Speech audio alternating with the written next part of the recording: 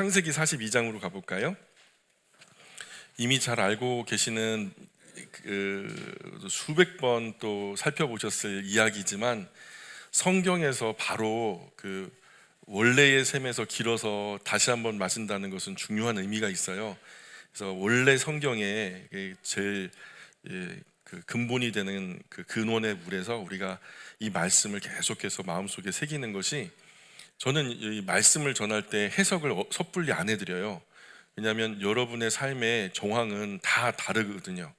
그래서 그 정황에 대해서 적용은 세상 그 어떤 목회자보다 자신이 더 잘 알아요. 그래서 하나님의 말씀을 마음속에 바르게만 새기고 있으면 그 바른 말씀이 여러분이 당하는 그 상황들을 살게 할 거예요. 정말 그 어려운 상황 속에서 하나님의 말씀이 살아나 좌우에 날선 검보다도 날카롭고 또 예리하게 여러분의 삶을 주관하시고 인도하시는 것들을 체험하게 되리라고 저는 믿습니다. 그러니 더 정확하게 바른 하나님의 말씀을 마음속에 새기는 것이 중요하다. 그래서 저는 부연 설명 같은 거 안 하고 될 수 있으면 성경 원래 이야기를 계속 반복해서 하려고 그래요. 그러니까 계속 우리가 하나님의 말씀으로 집중을 해서 살펴봤으면 좋겠습니다. 42장에 펴시고요. 이집트 7년 풍년 끝에 유례 없었던 극심한 흉년이 7년 계속된다라고 요셉이 이제 파라오의 꿈을 해석해 줬죠. 근데 이집트뿐만 아니라 이집트 사면의 열방 모든 나라가 큰 생사가 걸린 정말 절체절명의 위기의 순간이었어요.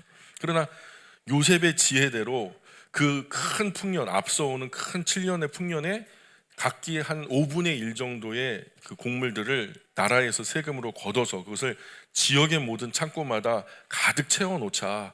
그래가지고 그 역할을 파라오가 두 사람도 없다, 하나님의 신에 충만하게 영감된 사람은 너밖에 더 있냐, 네가 그 일을 해라 하면서 어인 반지를 빼가지고 요셉에게 주면서 그 일을 맡게 했죠. 그런데 아니나 다를까 7년의 풍년 끝에 흉년이 기근이 들기 시작했어요. 있는 거 다 갖다 닦아 먹고요. 그 다음에 먹을 것이 없으니까 파라오에게 살려달라고 백성들이 찾아온 거예요. 그랬더니 파라오가 야, 요셉에게 가서 그가 너희에게 이르는 대로 해라. 이 시절 야곱의 가문도 큰 위기를 겪고 있었죠. 가나안 땅에 있죠. 지금 이 야곱의 가문은 가나안 땅에 이제 살고 있었는데 야곱은 식솔이 먹을 것이 없어지니까 주변의 모든 곡식들을 다 찾아서 두루두루 찾아 먹어요. 그러나 파는 곳이 없어요. 그런데 이집트에 가면 아직 먹을 것이 있다. 거기 갔다 온 사람들이 먹을 것을 사가지고 오니까요. 그래서 야곱은 아들들에게 말해요. 야, 너희 어쩌자고 지금 얼굴만 쳐다보고서 그렇게 눈만 멀뚱멀뚱 뜨고 있을 거야. 이집트에는 아직 곡식을 파는 곳이 있다더라. 그러니 이집트로 내려가서 곡식을 사오도록 해라. 그래야 우리가 굶어 죽지 않을 거 아니냐. 그래서 요셉의 10명의 형제들이 이집트에 곡식을 사러 갑니다.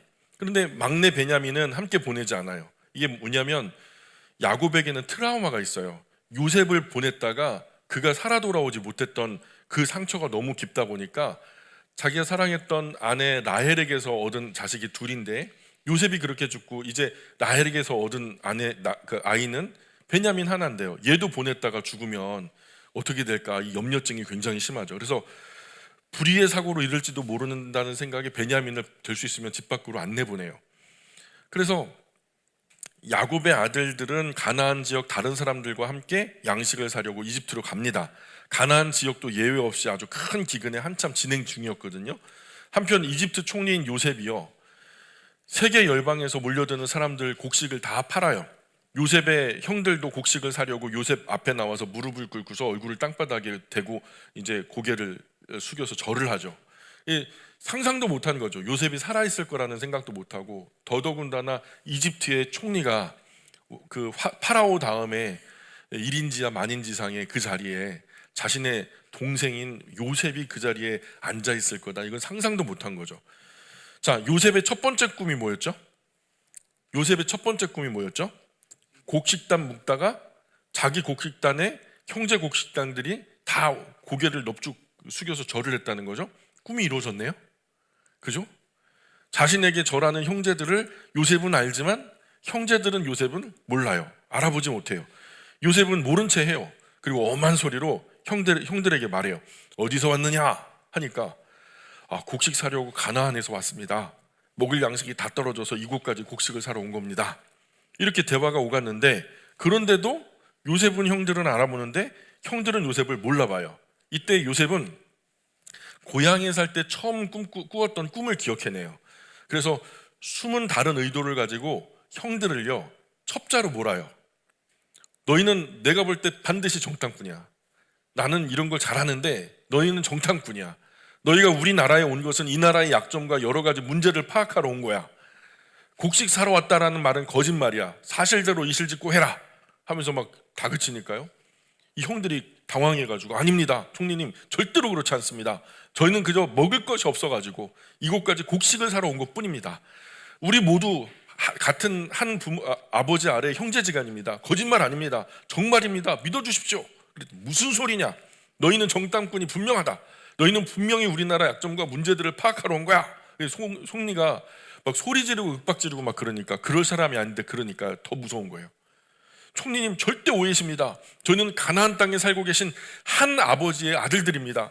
본디 저희는 12형제였습니다. 그러나 지금 막내는 가나안 땅에 아버지와 함께 머물고 있고 다른 동생은 죽었습니다. 그리고 나머지 다 우리가 형제들입니다. 요셉은 멈출 마음이 없어요. 목적이 다른 것에 있거든요. 아니다. 너희는 정탐꾼이 분명하다. 내 말은 틀림없다. 내가 자꾸 다그치니까 너희가 아니라 둘러대면서 이런저런 거짓말까지 계속하는구나. 내가 살아계신 파라오를 두고 맹세한다. 너희가 막내 동생을 이리로 데려오지 않는 한 여기서 한 걸음도 나가지 못할 줄 알아라. 너희 중 한 사람이 가서 너희 막내 동생을 이리로 데리고 와라. 그동안 나머지는 여기 감옥에 가둬두겠다.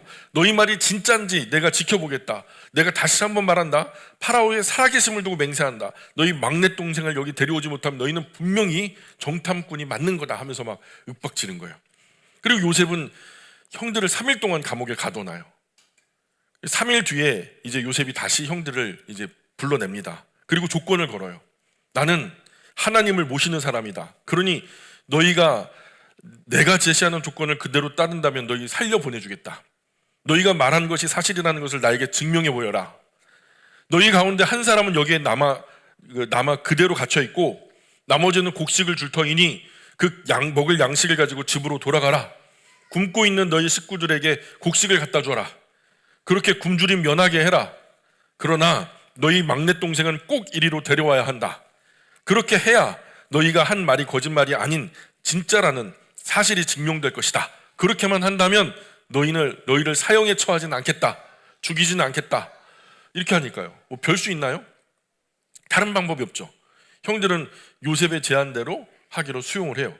그리고서 서로 크게 한탄합니다. 서로 그냥 옥신각신하는 거예요. 형제들 사이에서. 그러게 내가 이렇게 될 줄 알았다. 우리가 우리 동생 요셉에게 못된 짓을 한 벌을 이제야 이렇게 받는구나. 동생이 우리에게 살려달라고 애걸복걸할 때 우리가 돌아보지 않았고 정말 냉정하게 처리했더니 결국 이렇게 큰 어려운 일을 당하는구나.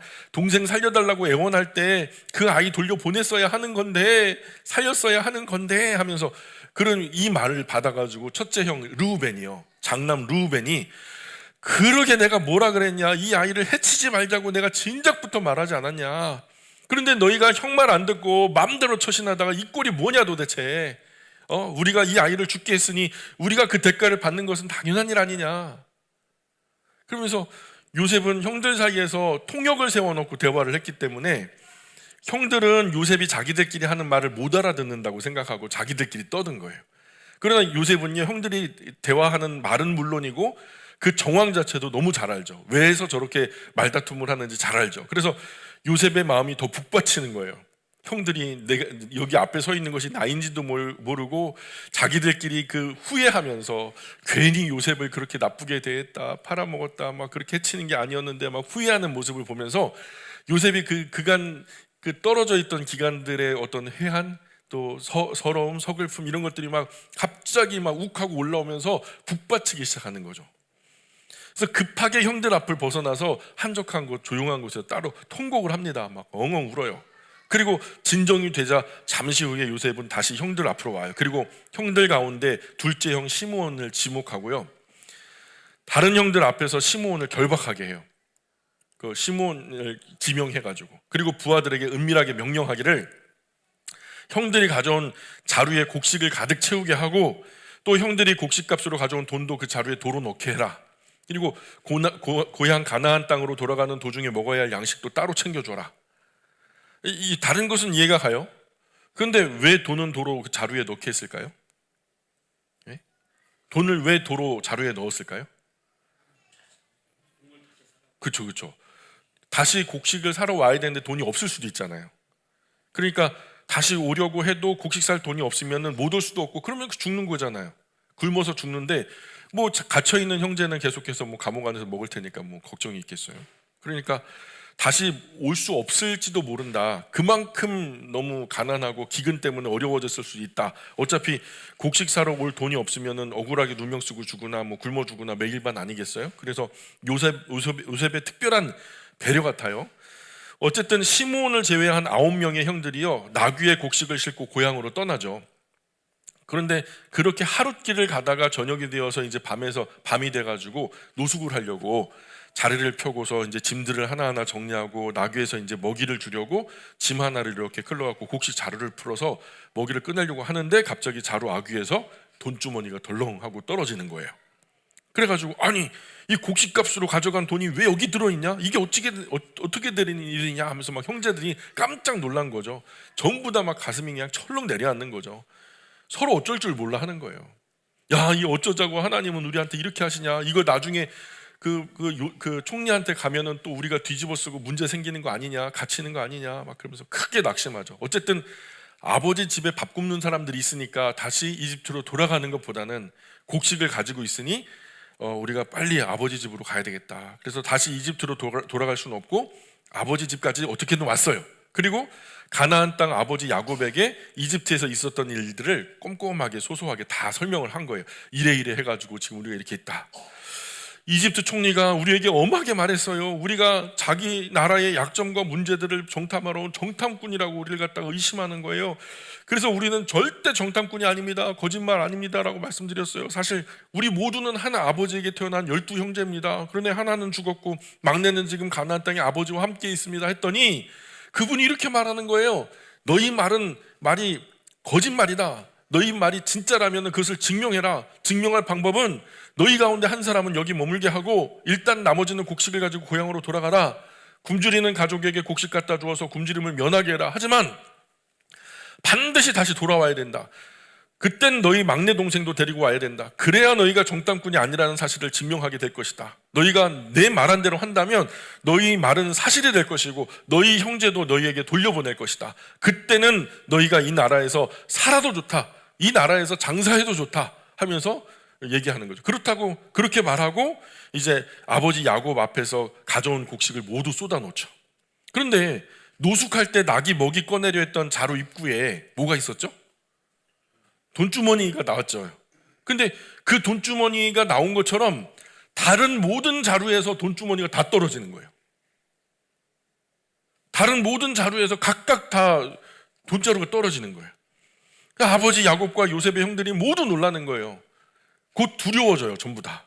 야, 이 일을 어떻게 하나. 아버지 야곱은 가슴을 치면서 한숨을 쉬고 노발대발하는 거죠. 많이 늙었으니까 노발대발하죠. 그죠?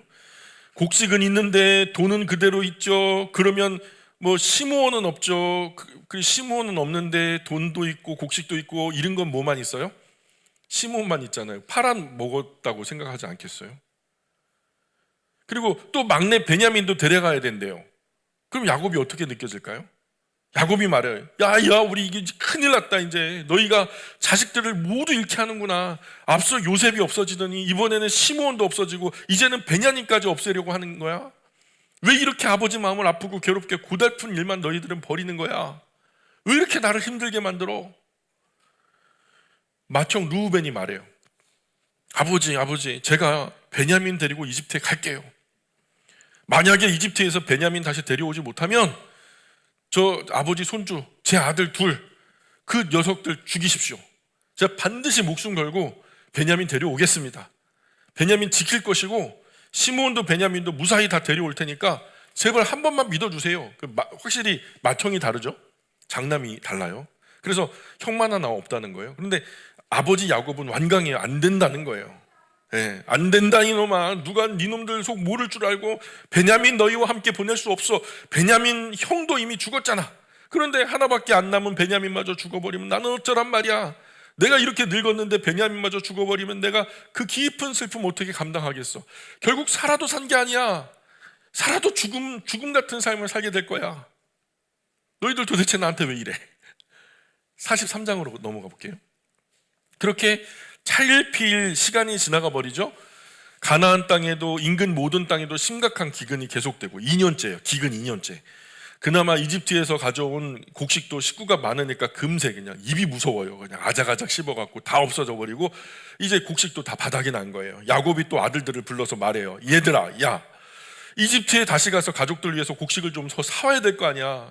쌀통에 그냥 곡식통에 곡식이 바닥났는데 왜 또 그러고 있어? 이제 아버지 마음을 잘 아는 유다가 나서요. 여러분, 유다가 아빠 마음을 잘 이해하게 됐다고 말씀드렸죠?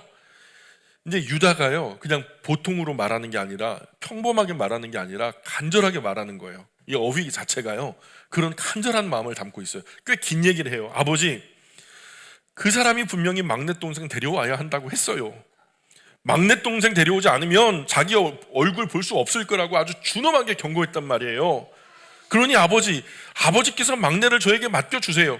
저희가 막내와 함께 가게 하신다면 이집트에 가서 오해도 풀고 먹을 양식도 더 사올 수 있을 거예요.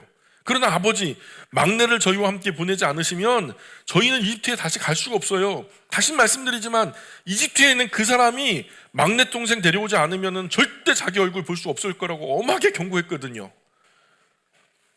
그랬더니 야곱이요, 그러게 이놈아, 왜 그 사람 앞에서 막내 동생이 있다고 쓸데없이 말해가지고 이런 화를 키우냐. 막내 동생 얘기만 안 했으면 이런 상황도 없었고 좋을 뻔하지 않았냐. 내 마음 왜 이렇게 괴롭히냐 이놈들아 하면서 막 노발대발하죠. 이 유다가 계속 말해요. 아버지, 그 사람이 계속 우리와 우리 가족 상황을 자세하게 캐묻더라고요. 너희 아버지는 아직도 살아계시냐? 다른 형제는 없냐? 그런데 우리가 어떻게 그 말에 대답하지 않을 수 있었겠어요? 저희는 그저 정직하게 다 말해줄 수밖에 없었어요. 더구나 그 사람이 막내 동생 데려오라 할 줄 누가 어떻게 알았겠냐고요. 아버지, 제가 막내 동생 데려가게 해주세요. 그러면 이집트에 갈게요. 그래야 아버지와 우리 어린 것들 모든 가족이 굶어 죽지 않을 거 아닙니까? 제가 막내를 분명히 아버지께 다시 데려올게요. 제가 책임지고 막내에게 아무 일 없도록 잘 보호하고 인도할게요.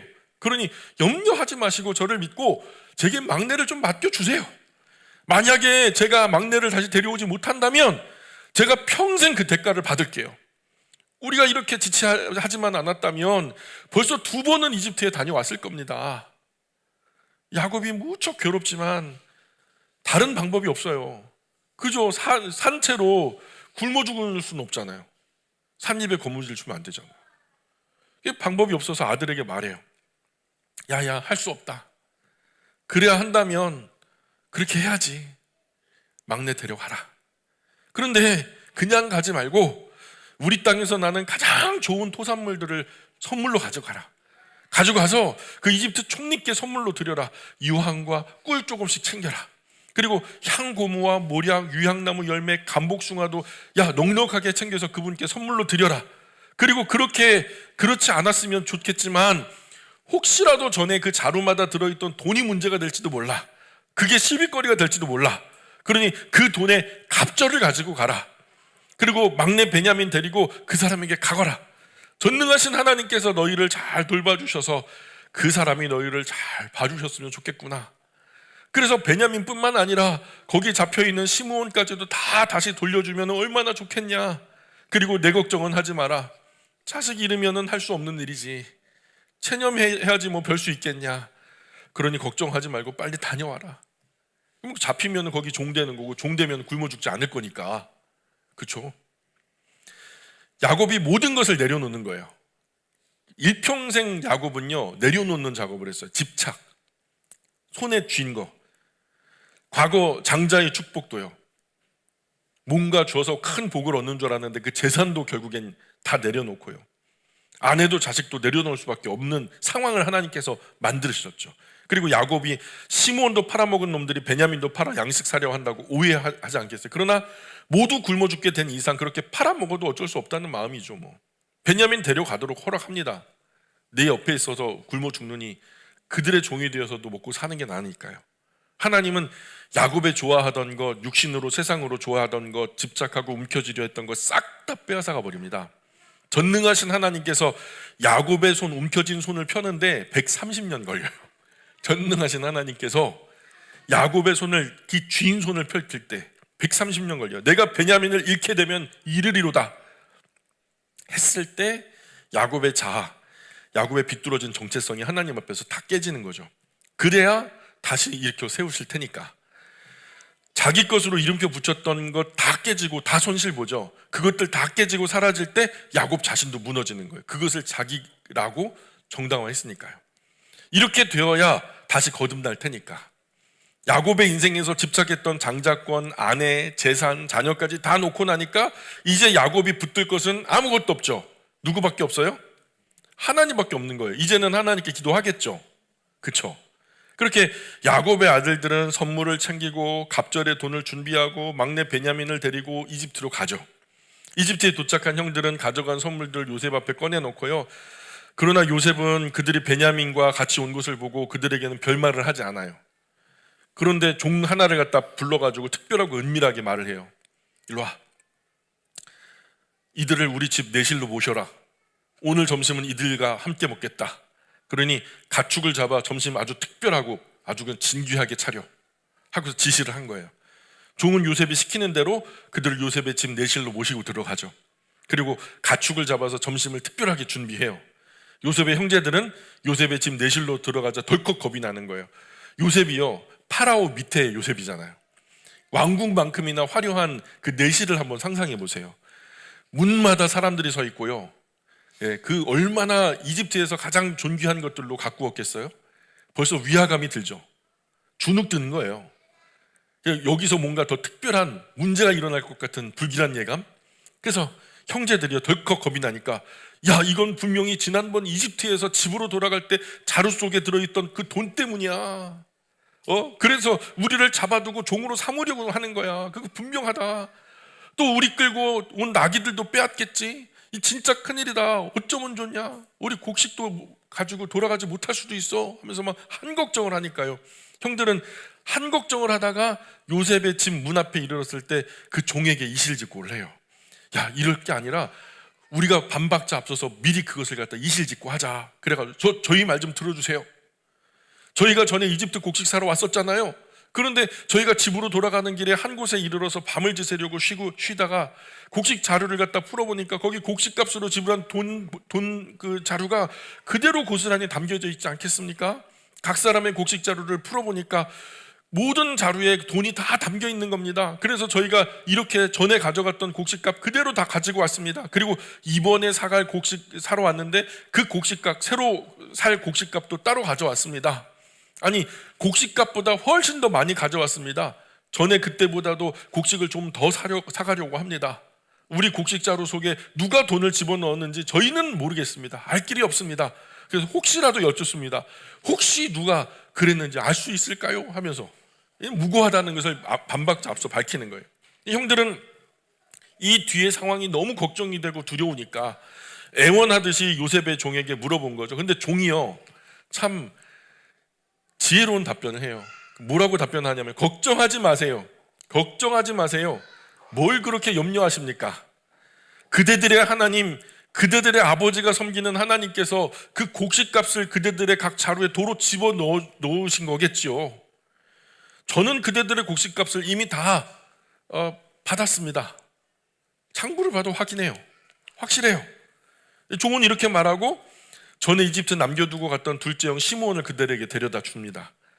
또 요셉의 종은 형제들을 요셉의 집 안으로 내실로 데리고 가서 물을 주어서 이제 발을 씻게 하고 아주 진귀한 손님 대접을 하는 거죠. 또 그들이 끌고 온 나귀에게도 물과 먹이를 먹이고, 또 그들은 요셉이 자기들과 함께 점심 먹겠다고 했던 말을 듣고서는 그 식사 자리에서 이제 형제들이요, 저 가나안에서부터 가지고 온 진귀한 선물들을 요셉 앞에 내려놓으려고 딱 준비를 꺼내고 있었죠. 근데 곧 요셉이 들어옵니다. 그리고 형들이 일찍 일어나서 우선은 선물을 요셉 앞에 바치고는 얼굴을 땅에 대고 절을 하는 거죠. 요셉은 그간의 안부를 물어요. 지난번 만난 이후로 너희 아버지, 늙은 아버지는 평안하신가? 아직 건강하게 잘 살아 계신가? 누구 아버지예요? 내 아버지잖아요. 예, 저희 늙은 아버지는 아직 잘 살아 계십니다. 몸도 건강하시지요. 고맙습니다. 근데 요셉은 어머니 라헬과 한 배에서 나온 친동생 베냐민을 이제 본 거예요. 자기 친동생 베냐민을 눈으로 본 거예요. 이 친구가 전에 너희가 말한 막내 동생인가? 얘야, 하나님께서 너를 잘 보살펴 주시기를 축복한다 하면서 그 동생이 특별한 축복의 인사를 전해요. 그래서 요셉이 동생을 보는데 물컥한 거예요. 또 북받쳐 오르죠. 북받쳐 오르는 정을 어떻게 주체할 수 있겠어요? 그래서 그 자리에서 급히 일어나가지고 자기 방으로 뛰어들어가서 한참을 웁니다. 울어요. 그런데 한동안 만감이 교차하면서 울고 또 울다가 얼굴을 씻고서요, 다시 제자리로 돌아와서 종들에게 점심 차리라고 명령하죠. 종들은 요셉이 먹을 상을 따로 차려요.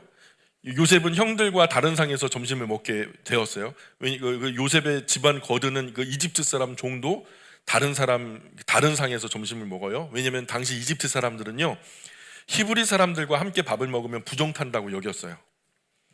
예, 그런데 그런 무속적인 이유를 핑계로 형제들만 호젓하고 편안하게 점심 먹을 수 있도록 자기도 딴 상에서, 그리고 이집트 종들도 딴 상에서, 그러면은 누구만 먹어요? 형제들만 둘러 앉아서 먹게 되잖아요. 그럼 편안하게 먹을 수 있어요? 아니면 불편하게 먹어요? 편안하게 먹을 수 있어요. 이거 배려예요, 배려.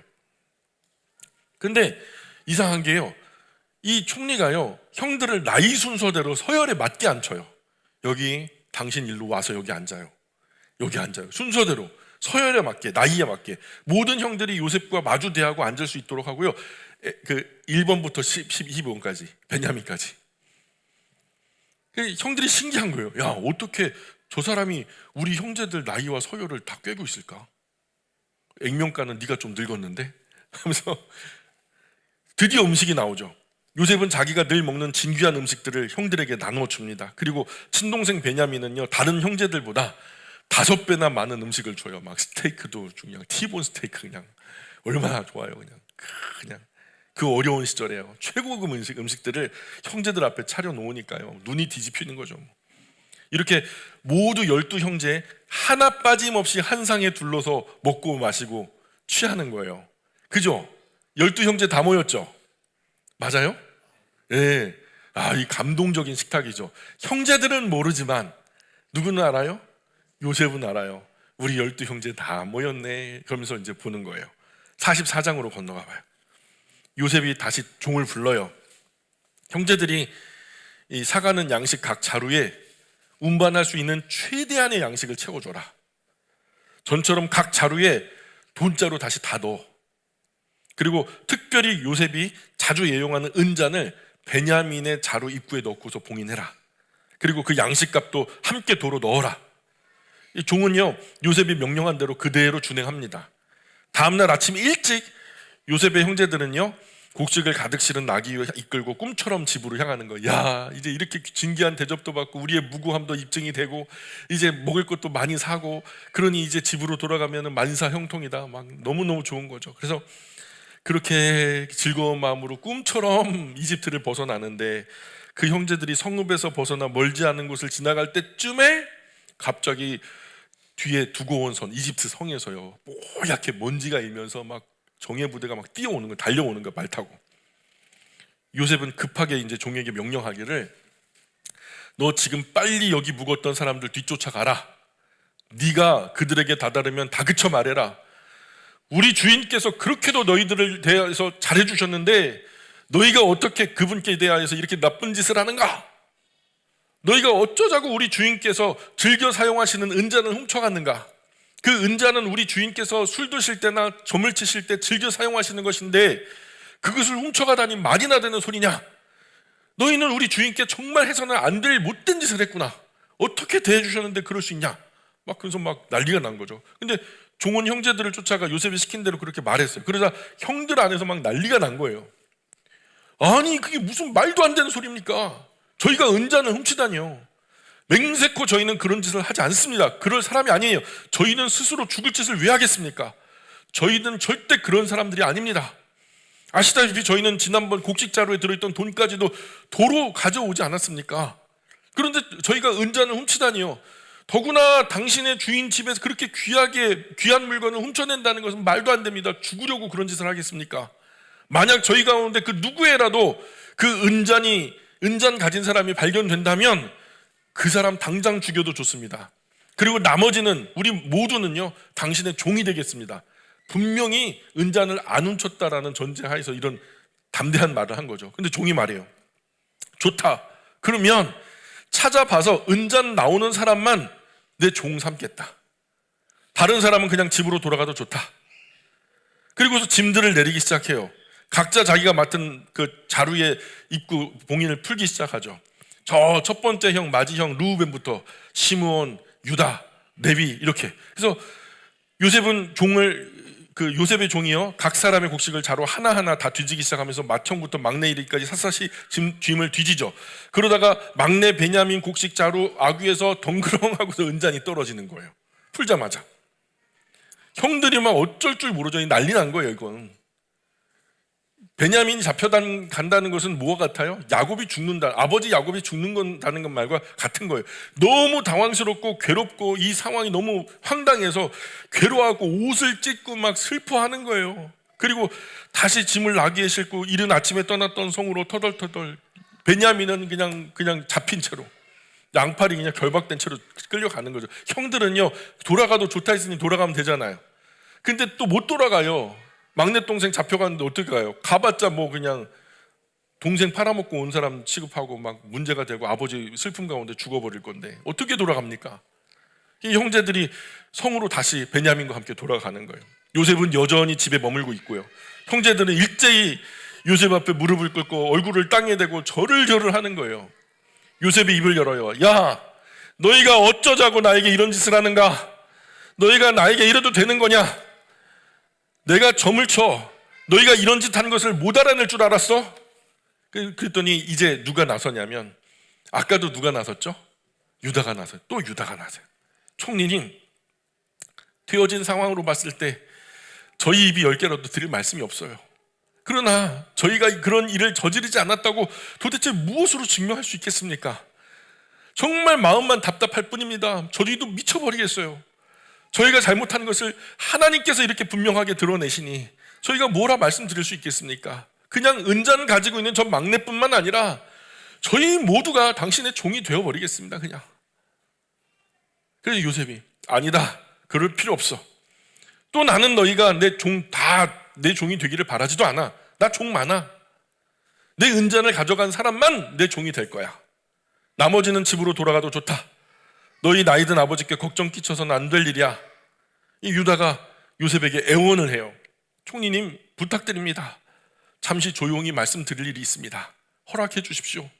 제가 이렇게 간청드립니다. 총리님은 파라오와 같은 높은 분입니다. 제가 지난번 저희가 이곳 이집트로 곡식 사러 왔을 때 총리님께서 너희 아버지 계시냐? 너희 막내 동생도 있느냐 물으셨지요. 그래서 저희가 총리님께 말씀드렸습니다. 예, 연세 많으신 아버지가 고향에 살아계십니다. 또 막내 동생도 있습니다. 그 아이는 아버지께서 늙음하게 얻으신 귀한 아이지요. 그 아이에게는 어머니가 같은 형 하나가 있었는데 그는 죽었습니다.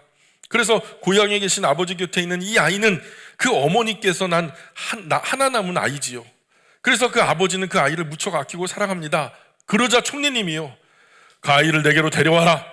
그 아이를 꼭 봐야 되겠다 말씀하셨습니다. 그래서 저희가 총리님께 그 아이는 아버지를 떠날 수 없습니다 라고 말씀드렸습니다. 그 아이를 아버지 곁에 떨어뜨려 놓으면 저희 아버지께서 곧 돌아가실 겁니다 라고도 말씀드렸습니다. 저희 아버지는 그만큼 그 아이를 너무 특별하고 귀하게 아끼고 사랑하기 때문이었죠.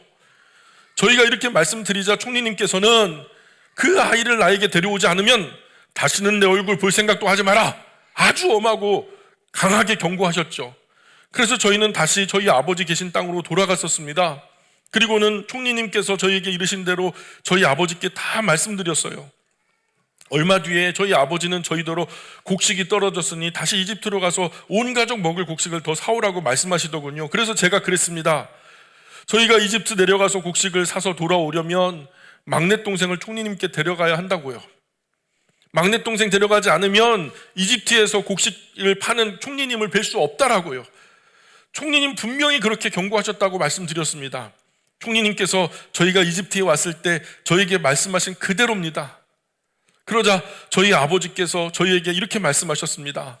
너희도 알다시피 내가 그토록 사랑하던 아내 라헬이 겨우 2 아들 낳았어.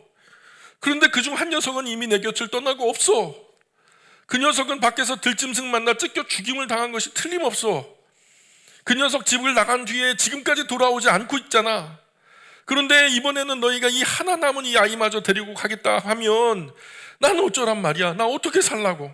그 아이에게 무슨 일이라도 생기면 혹 어떤 화라도 당한다면 이제 이 세상 뜰 날도 얼마 남지 않은 내게 그런 큰 슬픔이 또 어디 있겠어. 그런 슬픔 가슴에 품은 채로 너무 괴로워하다가 결국 세상 떠나버리지 않겠어. 그러니 얘들아, 그것만은 안 된다. 그것만은 안 된다. 말리고 말린 거죠.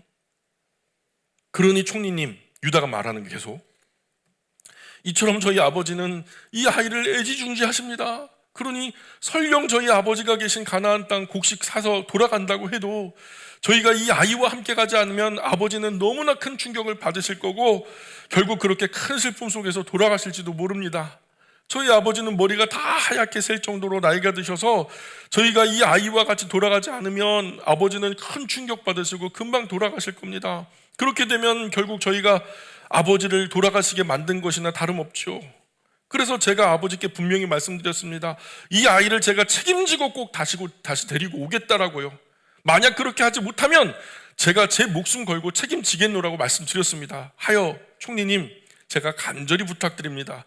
제가 막내 동생 대신에 총리님 종이 되겠습니다. 쟤는요 어리고 일도 많이 못 해봐가지고 일도 몰라요. 제가 더 잘합니다. 그러니 제발 저 아이만은 꼭 아버지께로 돌아가게 해주시고요, 제가 여기 남아서 총리님의 종이 되겠습니다. 제가 이렇게 간청드립니다. 이 아이가 저희 형제와 함께 고향 땅으로 돌아가도록 허락해 주십시오. 저희 아버지께서 저희가 이 아이 없이 오는 것을 보시고 충격받으셔서 큰 슬픔 못 이겨 결국 그렇게 세상 떠나시게 해드릴 수는 없습니다. 총리님, 제가 다시 한번 간절히 부탁드립니다. 선처해 주십시오. 이렇게 두 손 모아 총리님께 빕니다. 제발 그렇게 해주십시오. 유다가요 보통 한 게 아니라요, 이 정도가요 그냥 막 목숨 걸고 간청한 거예요. 요셉은요 왜 베냐민 짐의 은잔을 숨겨서 다시 이집트로 돌아오게 했을까요? 예? 왜 베냐민 짐에다가 은잔을 숨겨서 다시 돌아오게 했을까요? 만약에요 형님들이 요셉을 되게 미워했죠. 저 꿈쟁이 요셉 저거 되게 미워했죠. 꼴사나워했죠. 그런데 그것처럼 같은 배에서 나온 베냐민을 자신처럼 미워할 수 있는 가능성이 있을까요, 없을까요? 왜냐하면 아버지가 그렇게 싸고 돈다고 하니까. 자기 미워했던 것처럼 동생 베냐민마저 미워했다면 어떻게 됐을까요?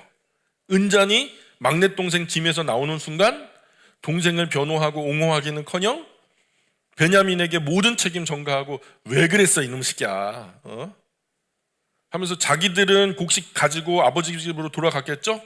집에 가서도 할 말은 있어요. 왜냐하면 훔쳤으니까 그 놈의 새끼가 그냥 총리의 은잔을 겁대가리 없이 그냥 훔쳐가지고 말이에요. 아버지 그건 자업자득입니다 이거는 하면서 뭐 할 말 있잖아요. 그 놈 훔친 걸 우리가 어쩌겠어요. 그거 아버지께 대들면서 뻔뻔하게 나갔겠죠.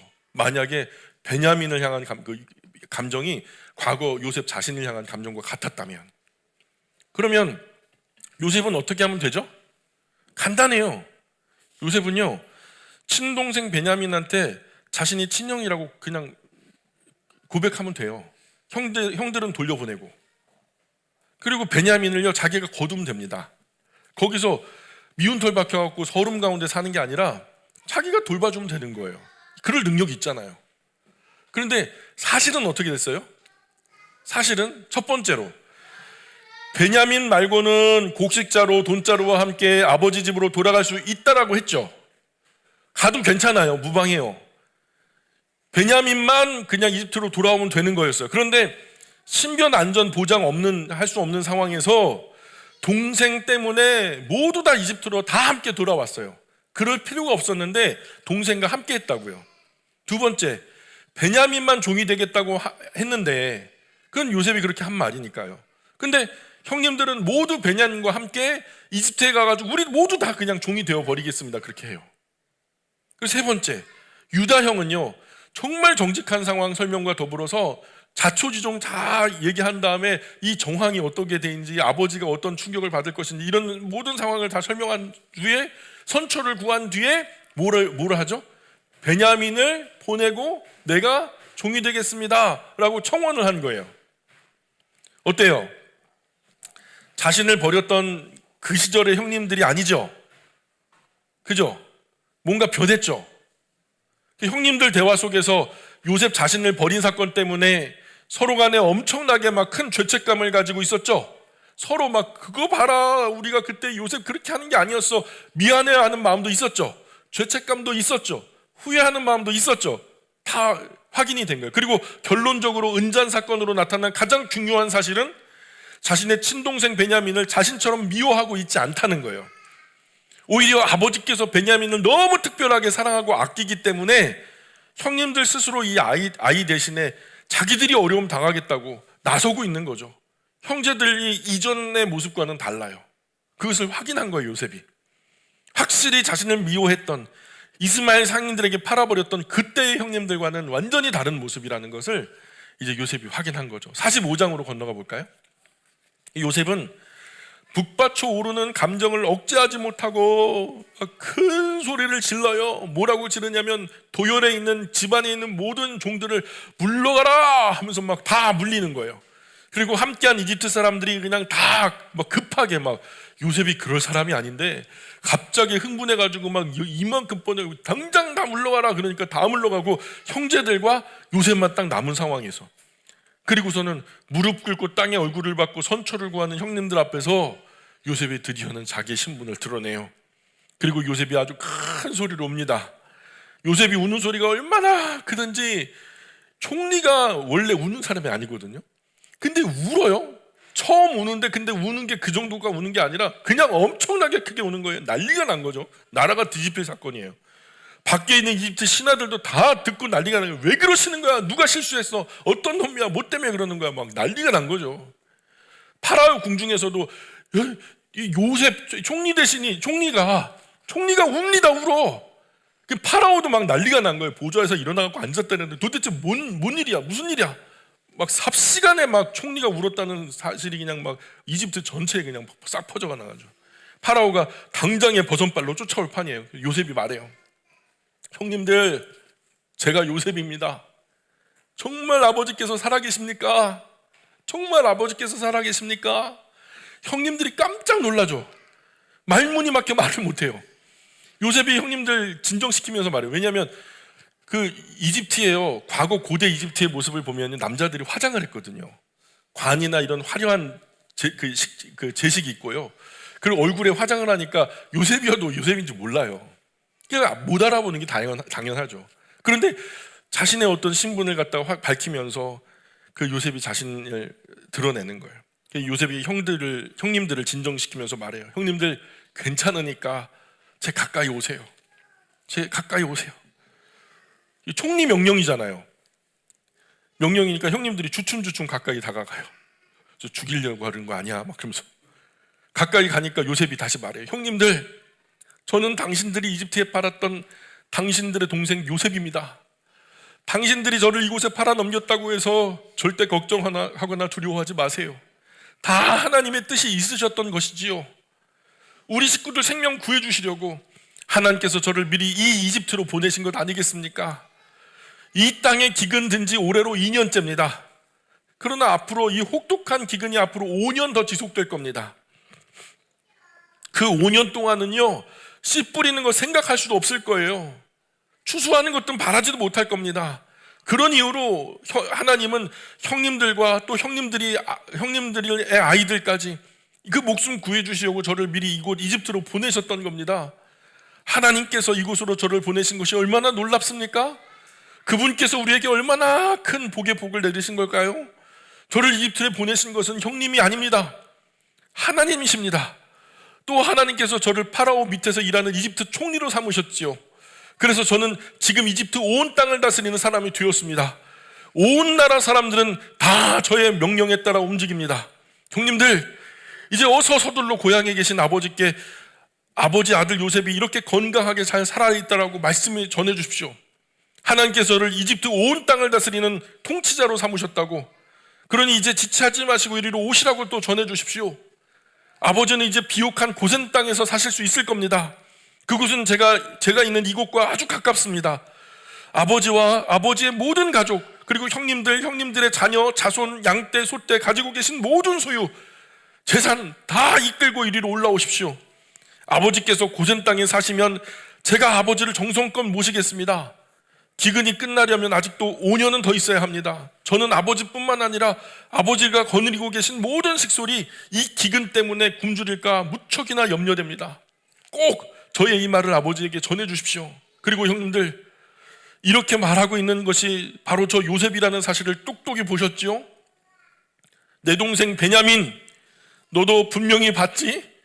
지금 형이 지금 너에게 말하고 있는 거야?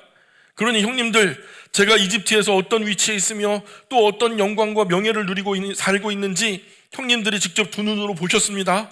그러니 보신 대로 아버지께 말씀드려 주십시오. 그리고 지체하지 마시고 아버지 모시고 빨리 이집트로 달려와 주십시오.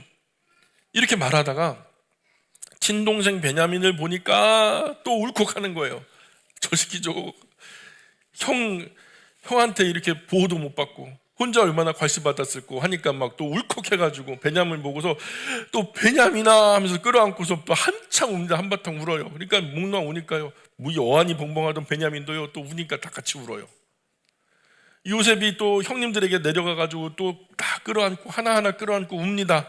그러니까 형님들도 또 울어요. 이게 그냥 반가워서 우는 게 아니겠죠. 그리고 나서 이런저런 오랜 이야기를 나누어요. 이 요셉의 친형님들이 이집트에 왔다는 소식이 파라오의 궁중에까지 들린 거예요.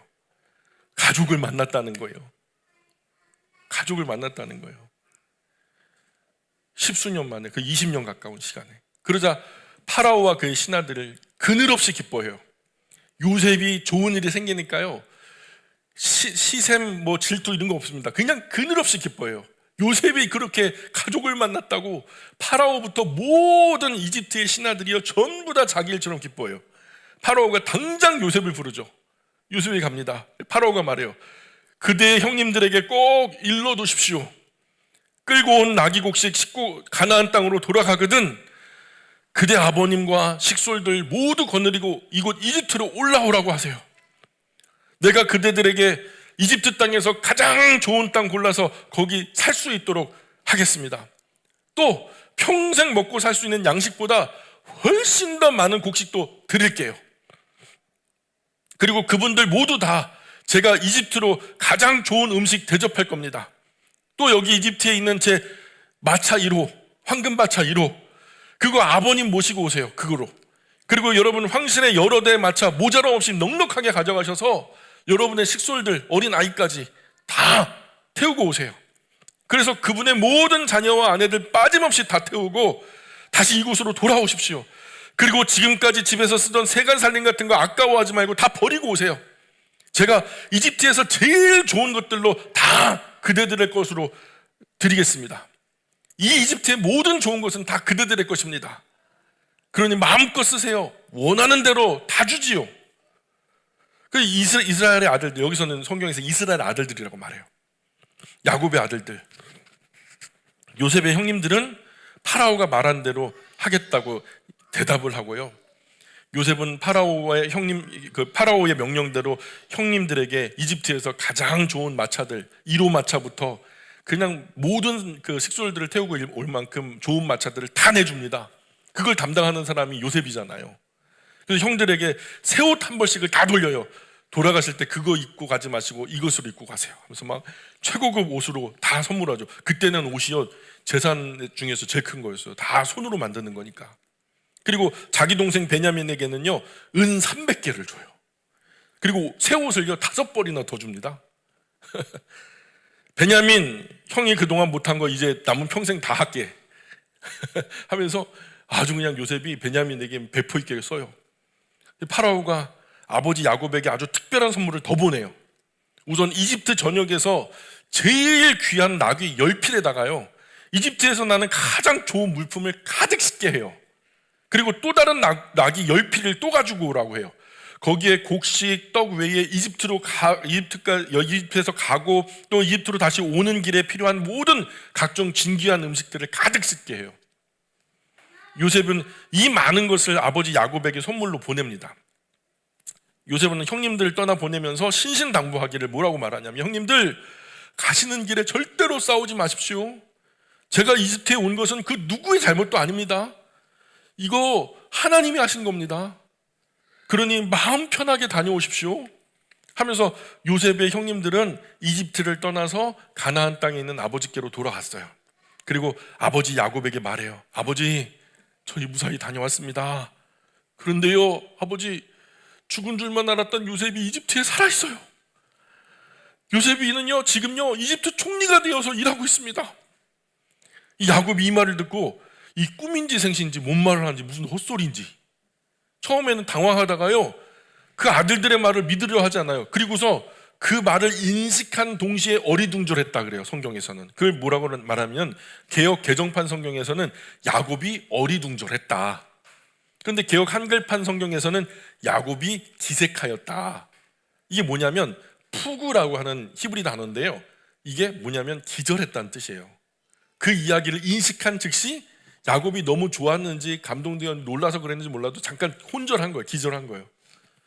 야곱이 요셉이 살아있다는 말을 듣고 잠시 기절한 거죠. 그리고 야곱이 다시 정신을 차리고 일어나서 마음을 가다듬고 아들들의 말을 다시 듣죠. 야곱은 요셉이 전한 모든 말을 다시 듣고요, 그리고 요셉이 자신을 태우라고 보낸 황금마차 1호를 본 거예요. 네. 그리고 나서야 요셉이 살아있다는 사실을 받아들이기 시작해요. 그리고 야곱이 감격해가지고 말하기를, 요셉이 살아있다니 이게 꿈이냐 생시냐, 정말 살아있단 말이냐, 그래 내가 죽기 전에 빨리 가서 그 아이를 만나봐야 되겠다 하면서 막 서두르는 거죠. 그 갈 길 그냥 노인이 막 어리둥절하면서 막 물건을 챙기는 거예요. 그리고서 46장으로 건너가 보시면, 우리 몇 절만 더 하죠. 46장 몇 절만. 성경 본문은 다음 주에 계속 읽을게요. 야곱에게는 요셉이 살아있다는 소식이 큰 기쁨의 좋은 소식이죠. 이 복음이잖아요, 복음. 그죠?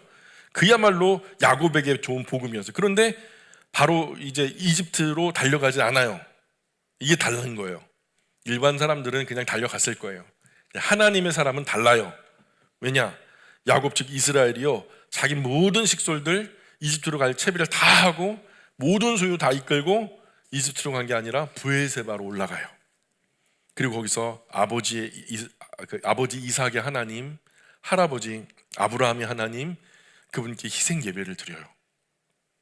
그 예배를 통해서 하나님께 기쁘고 감사한 예배를 드리죠. 그 밤에 그 예배 가운데 하나님은 이상 중에 이스라엘에게 나타나셔서 말씀하세요. 야곱아, 야곱아, 예 하나님, 제가 여기 있습니다. 나는 너의 하나님이다. 네 아버지가 섬기던 하나님이다. 이집트로 내려가기를 두려워하지 말아라. 내가 거기서 너로 큰 민족을 이루게 하겠다. 내가 너와 함께 이집트로 내려가겠다. 걱정하지 마라. 내가 반드시 너를 인도하여 다시 이 땅으로 돌아올 것이다. 그러나 너는 요셉 품에서 네 눈을 감게 될 것이다. 야곱과 그 모든 식솔들이요, 이렇게 하나님께 감사 예배를 드리고요 떠납니다. 어디로요? 이집트로요. 우리도 이제 떠납니다. 어디로요? 우리도 집으로요. 네, 오늘 여기까지 할게요.